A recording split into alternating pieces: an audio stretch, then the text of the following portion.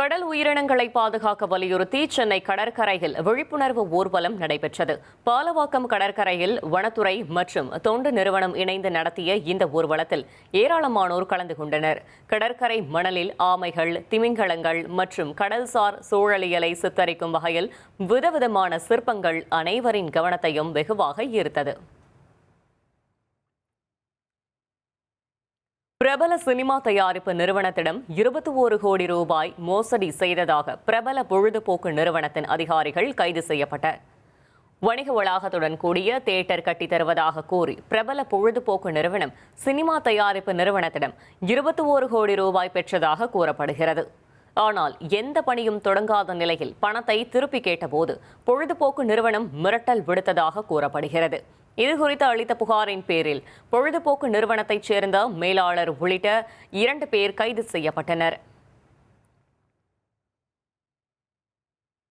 தென்காசியில் நடைபெற்ற பொதிகை புத்தக திருவிழாவில் சுமார் 1 கோடி ரூபாய்க்கு புத்தகங்கள் விற்பனையானது. தென்காசி மாவட்டத்தில் கடந்த மாதம் 31ஆம் தேதி தொடங்கிய புத்தக திருவிழா நேற்றுடன் நிறைவு பெற்றது. கலை, இலக்கியம், வரலாற்று படைப்புகள், போட்டித் தேர்வுகளுக்கான புத்தகங்கள் என சுமார் 1 லட்சம் புத்தகங்கள் காட்சிப்படுத்தப்பட்டிருந்தது. நிறைவு விழாவில் ஆட்சியர் பங்கேற்று அதிக புத்தகங்கள் வாங்கிய மாணவர்களுக்கு பரிசுகளை வழங்கினார். இதேபோல் நிறைவு நாளையொட்டி கிராமிய கலை நிகழ்ச்சிகளும் நடைபெற்றது.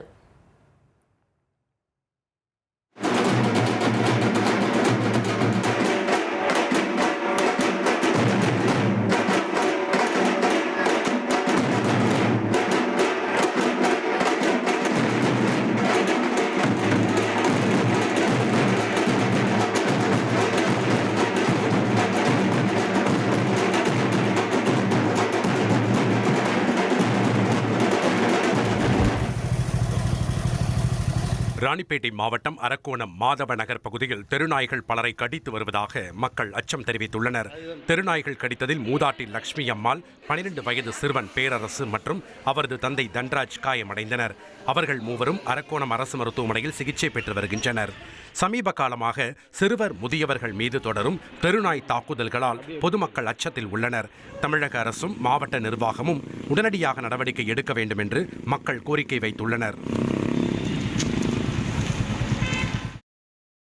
புதுக்கோட்டையில் காதுகுத்து விழாவிற்காக கான்பூர் வியக்கும் வகையில் செண்டை மேளம், தாரை தப்பட்டை முழங்க லாரியில் சீர்வரிசைகளை ஊர்வலமாக எடுத்துச் சென்று அசர வைத்துள்ளனர் 2 தாய் மாமன்கள்.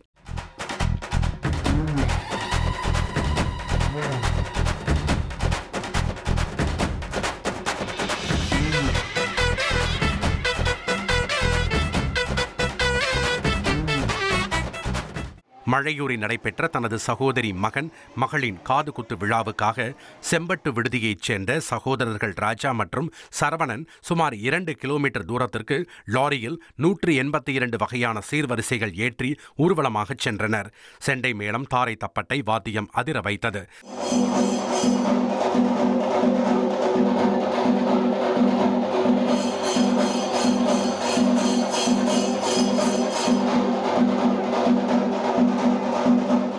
வான வேடிக்கைகள், ஆட்டம் பாட்டம் என ஊர்வலம் களை கட்டியது. பின்னர் தாய் மாமன்களின் மடியில் குழந்தைகளுக்கு காதுகுத்து விழா நடைபெற்றது.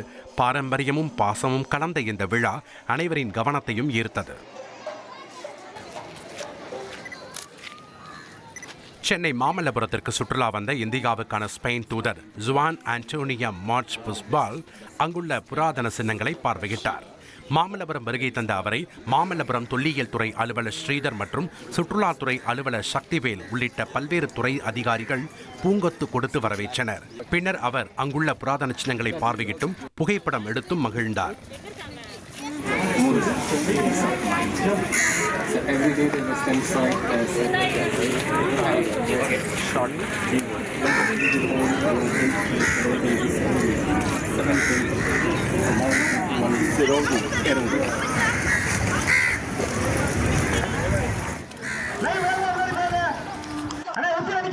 கரூர் மாவட்டம் கீழக்குட்டப்பட்டியில் 11ஆம் ஆண்டு எல்கை பந்தயம் சிறப்பாக நடைபெற்றது. சீறி பாய்ந்த மாடுகள் மற்றும் குதிரைகளை வழி நெடுகிலும் சாலையின் இருபுறத்திலும் ஏராளமான பொதுமக்கள் நின்று பார்த்து ரசித்தனர்.